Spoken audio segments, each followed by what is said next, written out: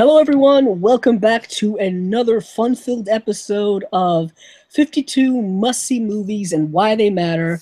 And we are back again discussing another film from this book here, put out by Turner Classic Movies. The author is Jeremy Arnold, and with a foreword by the late, great Robert Osborne, who was the longtime host at Turner Classic Movies and just a pioneer of classic movies and really inspiring the education of classic movies throughout many generations, from young people to old people. He was really quite an interesting man. And in this episode, I'm once again joined by my friend in filmdom, if that's a word, and that is Stephen Billings.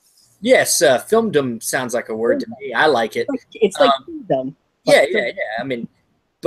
This is me and Andrew were just talking beforehand, just rewatching this film, man. It's just a masterpiece. This is one of them ones that I'm gonna have a lot of fun talking about because it's not like it's homework to watch it because it's so visually like stunning. Like the whole time your eyes are just gorging on just everything that you see. And I always, when I made a post while I was watching it, I still can't believe this movie was made in the 40s. Like, I mean, of course it had a restoration and it looks at the best it can be on the Criterion Collection. We'll talk about that. Yeah. But still, the movie, this is what the movie's supposed to look like. And I cannot believe it was made in, it came out in 1948. I cannot believe it. It's so gorgeous. There's rarely any films that look that good during that time period. But we'll get into it. Yeah, if you can't tell by now, just by the title of this video, we are talking about The Red Shoes from 1948, directed by Michael Powell and Emmerich Pressburger.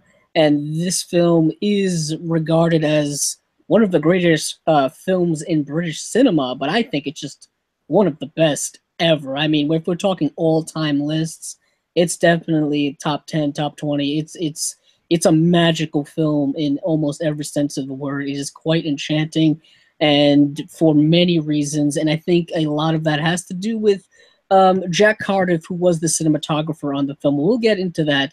For those of you who have not seen this video series before, we will be spoiling the heck out of this film. So if you don't want to hear about plot spoilers, definitely go watch the movie, then come back and watch this. But if you don't care, then just continue on and we will spoil the hell out of it. But this film is all set around the world of ballet. And the main character in this film is Vicky Page, or Victoria Page, and she is an up-and-coming ballet dancer, or at least she wants to be a great ballet dancer. And initially in this film, we're introduced to the world of ballet through the character of the producer, this big-time producer. Boris Lermontov is his character name, and he is portrayed by Anton Walbrook, who is an actor that not a lot of people are familiar with, and because he mostly did French films throughout his career, he did a few other Michael Powell films. I believe he was in The Life and Death of Colonel Blimp and 49th Parallel, but he is in this film, and if you haven't heard his name before, I think you'll be damn impressed by his acting. But he plays this very sneaky film producer, all kind of very authoritarian, and he is kind of running this very successful ballet group, and he is like the number one. You know what I mean? This is what he does, and he is roped into seeing this girl Victoria Page through her aunt, who is this kind of aristocratic baroness, if you will. You know, she kind of has probably the financial ties and the powerful ties to make her niece become a ballet dancer, even if she is not that great. But as we learn in the film, she is a great dancer. And Victoria Page starts out at the very bottom. She comes in there. She's not going to be the main lead. She's just going to be one of the background dancers. And what ends up happening over time is that she ends up becoming the star. She ends up becoming the star because the other prima ballerina decides to get married and kind of leave the world of dancing and ballet, or at least leave this troupe. I'm not quite sure if she does go on and do other things, but I always found it interesting that once she got married, she had to leave. Like she just like I can't do it anymore. I'm gonna be a wife now, which is a heck of a career drop off. And this film also has another storyline in it. It's kind of a parallel storyline with this young composer named Julian Craster, and we are introduced to him really in the first scene of the film. And he notices that in the ballet that Lermontov is producing has all of the music that he wrote he wrote in his musical course that the teacher stole and is now using in this. And so he decides that, you know what, I'm going to tell this guy, this is my music. This guy can't be stealing my music. And he decides to write him a letter, but then he wants to retract that letter, realizing that he probably shouldn't go down this road because it probably could get very messy for him and for his professor. But what ends up happening is he ends up becoming the lead composer in this ballet. And we have these three characters that the plot really revolves around in Lermontov, Craster, and Page. And they all have an intertwining relationship. And that is really what this film is about. It is about human relationships. It is about artistry and how much you're willing to sacrifice to be the best in artistry. But it is one of the most enchanting films I've ever seen, and I will hand it over to Stephen now, who touched briefly on the cinematography, but we have to talk about it right away. Oh yeah, I mean, going into what you're saying about what this movie's about, I think that this movie not only is it rich, it's a film that's rich in its visuals, but it's also rich in its themes, and I think that two films really stuck out to me in modern day that I feel like were influenced by the Red Shoes. One of them is of course The Black Swan by Darren Aronofsky, which is a very similar story of a ballerina who becomes obsessed with being the best and then kind of goes crazy. Darren Aronofsky films are very psychological. But the other film that really stuck out in modern contexts that kind of I feel like is very influenced is also Whiplash, which Whiplash is a musical film about a jazz drummer trying to become the best. He joins this jazz group at school. The teacher's very just hardcore, and then and in this sense, I think that the producer is that teacher from Whiplash, just not as hardcore, and is trying to get his student, this woman, Victoria, to be the best, and saying, you got to do it my way to do it, or you're never going to be the best. And it makes her go crazy, just like it makes and Whiplash makes the jazz drummer go crazy, basically. He ends up becoming the best in the wrong way, maybe. We don't really know. We kind of ends on a crazy note, but at the Red Shoes, we kind of get a finality to where this goes down, where it sends her by the end of the movie, and we'll get to that. But yeah, we'll get to that. I did also notice the Black Swan connection, because in this film, Vicky performs the play Swan Lake. That is the play in Black Swan. She does it twice in the film. She does it earlier when she's first starting out dancing for Lermontov's group. And that is where he first really discovers her. She's dancing at the Mercury Theater, which is like a smaller place, and he is in the crowd and he sees her and he has this look on his face like, this woman is going to be a star. I can make her a star. I can make her name humongous. And there's one of those famous close-ups from this film. This film doesn't use a lot of close-ups, but when it does, they're very expressive. And this one has the one with a really tight close-up on Moira Shearer's face, and she has all the makeup, and she's decked out in the Black Swan makeup, and the same makeup that Natalie Portman's character used in the movie Black Swan, and it's really tight, and it's almost like frightening, like, because it's like a jarring close-up, and it's really incredible. And the film is just to touch on the cinematography, Jack Cardiff was a kind of great cinematographer. He worked all the way up pretty much until his death, I believe, in the 2000s. He won, I believe, an honorary Oscar at some point, and he is just a wonderful cinematographer, and this is one of his best films. this film used Technicolor. For those of you not familiar with Technicolor, basically it was the first kind of color used in movies, the same way that they had black and white. Technicolor used the three-strip Technicolor. They all have fancy words, but they're basically red, yellow, and blue, I believe. And is that right? Red, green. I think red, green, and blue. Is it? I think you may be right. Either way, it's three-strip Technicolor. It's three-strip Technicolor, and basically you would blend these colors together to create color in movies, because before then all you had was black and white. And unfortunately, a lot of the original negatives from Technicolor, from the Technicolor prints of these movies, are long gone. Stuff like Wizard of Oz was Technicolor. I believe Gone with the Wind was Technicolor. I mean, so much stuff was used in that way, and it's really unfortunate that that is long gone. But this film looks incredibly lush when it comes to color. I mean, it is called The Red Shoes, so red is very prominent throughout this film. Moira Shear's hair is very bright red. She has a really great hair, and it's always done up very fancily to really accentuate it the most. And she's also always wearing these kind of very impressive dresses. There's one scene where she's wearing this large green dress, and the green just really pops off of the screen. And of course, color, I think, is most best utilized in this entire sequence where they show the ballet of the Red Shoes. This is, I don't want to mince words here, this is one of the greatest sequences in a film that I've ever seen. I mean, for a brief moment, for about 15 to 20 minutes, you forget you're watching a feature movie. You forget what this movie is, what the characters are, what is happening, and you are just transported into this world of ballet.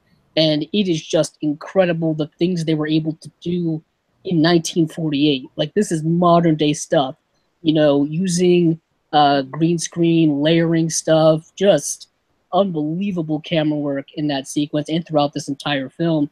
And I think that's why that it is an essential film, because it's breaking barriers when it comes to cinematography, when it comes to color. And like Steven said, this film also has a lot of great themes in it.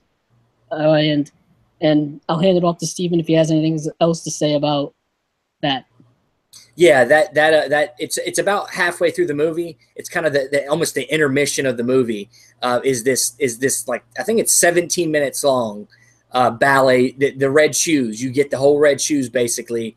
I mean, of course, not the whole thing, because I'm sure the whole thing was technically longer, but you basically get an idea of the whole play or the whole ballet right there in front of you. And I would say this film's cinematography and direction probably influenced a lot of musicals moving forward, just with how they represented things visually, and the colors popping, and it's amazing, man. I just can't, like I said at the beginning, I cannot believe this movie came out when it came out, because many movies at that time were either black and white or just did not have camera work like that. No, they didn't. No, they didn't. They did not have as in-depth camera work as this. They took a lot of risks, trying stuff out with camera movement, with certain camera angles that you don't really see, accentuating certain shots for purpose. I mean, there's a one shot later in the film where Lermontroff is trying to bring Vicky back into the play. He wants to do the Red Shoes again, and the Red Shoes is the play that made her famous. It's the play that really put her on the map and was a huge success. And they're sitting on in a train car together, and they're sitting next to one another, and it's a two shot, but it's kind of slightly angled to where you see both of their faces next to each other.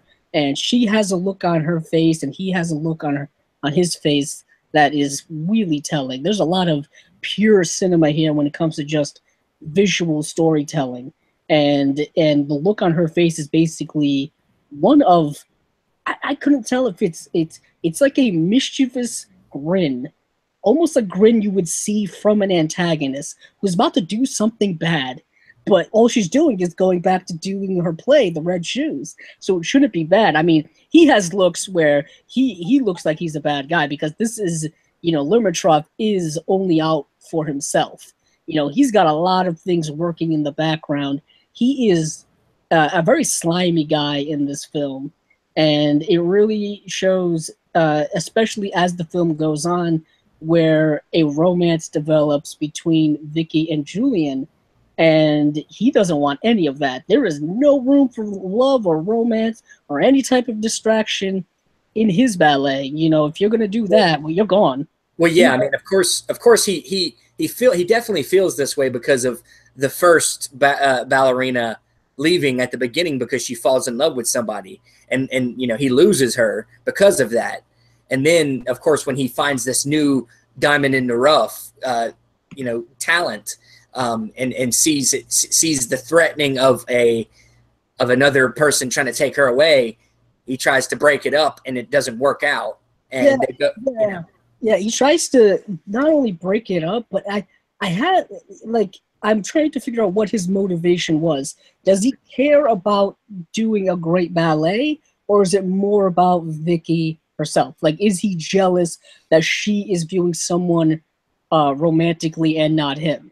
Did you see that at all? I felt like that was there somewhere. Well, I'll say the first time I watched the film, I did think that. I thought, I was like, man, I think he's maybe crushing on her, and he doesn't want anybody else to have her. But the second time watching it, I felt like it was more of a pride thing. Like he's found the next great star, and he really does want to. He wants that. I don't think I don't know that it's a he wants to have a relationship with her himself. I think it's purely a pride thing for him. Not a successfulness in the sense of money, but I think it's his pride, of saying that he's found somebody great. Kind of like I said with Whiplash, where the J.K. Simmons character really just wants to find the great. I kind of find that parallel there with him, where he's just trying to find the next great ballerina, and he's found her, and now he's seeing her being taken away by something that he considers to be not a big deal, like falling in love with somebody or whatever. He doesn't care about that. Yeah, and it does lead back to the whole theme we're talking about: is what would it take? What would you do to become the best in whatever thing you're working? Whether you're an artist, whether you're a writer, a painter, a musician, a filmmaker, or anything like that, what would you sacrifice to be the best? And he believes that any type of emotional attachment to anyone or anything is a distraction. It will stop you from becoming the best. And isn't that what you want to do if you're in this? You know what I mean? Especially if you're in his prestigious ballet. Well, yeah, I mean, I think that part is part of, like what you just said there, is part of the reason why I don't think that he has a romantic attachment to her, because then that would go against his whole philosophy in general of, somebody falling in love with it. So I think it's purely him wanting to be successful, and for him to be successful and finding somebody else. He's gaining success through her. So that's almost like an ego thing. Like, he's very egotistical. I mean, you see it throughout this movie, and he is the head of this company. He is the one who makes all of the decisions. Everybody under him are just underlings. You have a sprinkling of interesting underling characters, whether it's the set designer or the other dancers, the male dancer, the one who is the instructor of the group. I find him to have some of the more comedic lines, if you will, and they're a lot less intense than he is. Well, they're also actually real dancers. Apparently, a lot of the actual dancers most of the dancers in the film are all just dancers that then became actors for this movie. So that's really cool that they went that route. They didn't do the Michael Bay thing where they, got actors to try to be ballerinas instead of, they could have gotten astronauts just to be oil rig people. Instead, they decided to make oil rig guys astronauts. So he went the better way. Yeah, because they found Moira Shear in the ballet world. That's where they plucked her from. and they put her in this film, and she would go on to have a career in acting as well. But this is definitely what she is most known for. I mean, The Red Shoes is a film that pops up all the time in when you're looking at classic movies. I mean, even before I knew who Michael Powell and Emmerich Pressburger were, I kept seeing The Red Shoes. When I first discovered the Criterion Collection, one of the first films I heard of was The Red Shoes, and every time I would see like, oh, which ones do you need to buy? Which ones should you own? The Red Shoes comes up every time. It's right up there with things like films we've already talked about, like Seven Samurai. You know, these are just all-time classic films that you need to own, you need to watch and appreciate. And like we've said, the film is essential, not only for it being a great film in itself, but how influential it's been. I know for a fact that this is one of Martin Scorsese's favorite films of all time. Martin Scorsese actually knew Michael Powell, and he talked with him about this movie. He's actually one who is one of the people responsible for restoring this film. For those of you who don't know, Martin Scorsese has a film restoration company or foundation or something like that, where they want to preserve old films and restore them. And this is one of those films. And it's also interesting that Thelma Schoonmaker, who was married to Michael Powell from I believe 1984 to 1990 when he passed away, is someone who has edited pretty much all of Martin Scorsese's films from about 1980 till now. It's really interesting how that's all connected to a modern day filmmaker. He also has a collection of memorabilia from the Red Shoes. He owns the Red Shoes from the Red Shoes. You don't get to be a bigger fan than that, I guess. He owns like the screenplay with like annotations on it and all kind of stuff. I mean, he is a cinephile true and true. But it's really interesting to see how influential this film has been now. And also talking about the restoration on the Blu-ray, there is a restoration comparison of this film to what it looked like before and to what it looked like after. And it looked really bad before. We're talking scratches and muted colors and just dull looking until afterward. It's popping. You know what I mean? There was mold.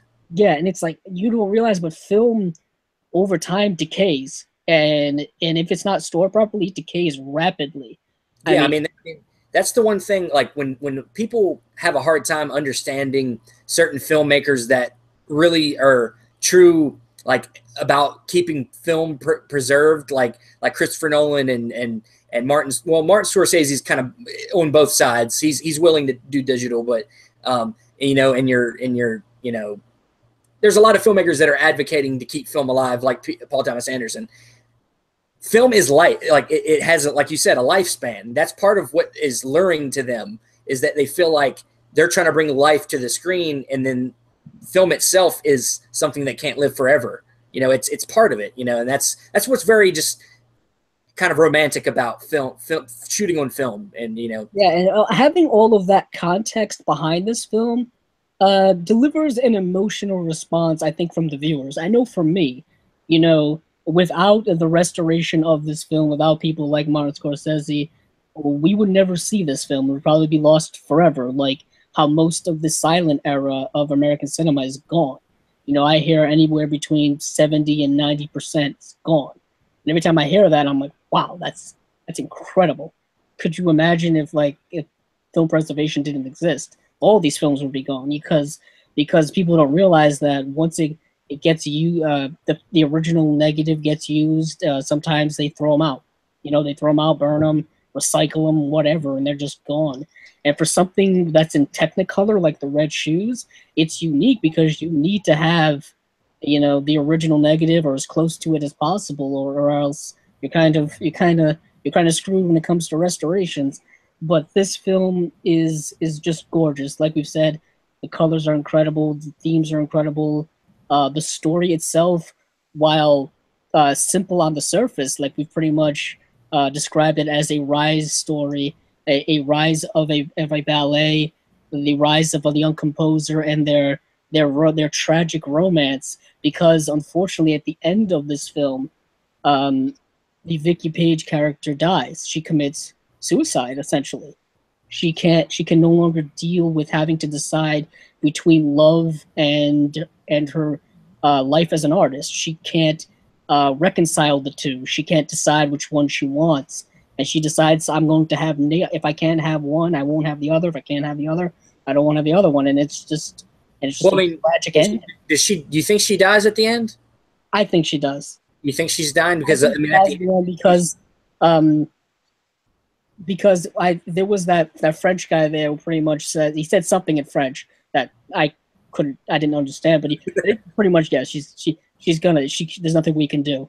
And what's his name, Julian, basically understands what he's saying in French and just begins to cry. She says, take off the red shoes, and he takes off the red shoes, and that is essentially the end of her character. And it's very poetic because in the ballet, The Red Shoes, which is based on a Hans Christian Andersen fairy tale. I should probably mention that. It's actually based on a real Hans Christian Andersen fairy tale where these red shoes are kind of magical or possessed or enchanted or whatever. And once you put them on, you can't take them off, and you just keep dancing. You dance and you dance and dance until you die. And it's interesting, at the end of the play, they're removed after the character dies, and at the end of this film, they're removed after the Vicky Page character dies as well.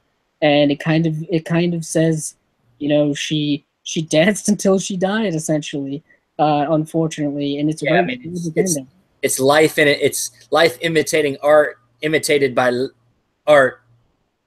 You know, yeah. The movie is art, yeah. And the movie's about life that's imitating art. It's very confusing. It's a paradox. But I remember in the special features when I watched them once upon a time, Martin Scorsese basically said, you know, some people are willing to die for their art. And that is essentially what this movie's about.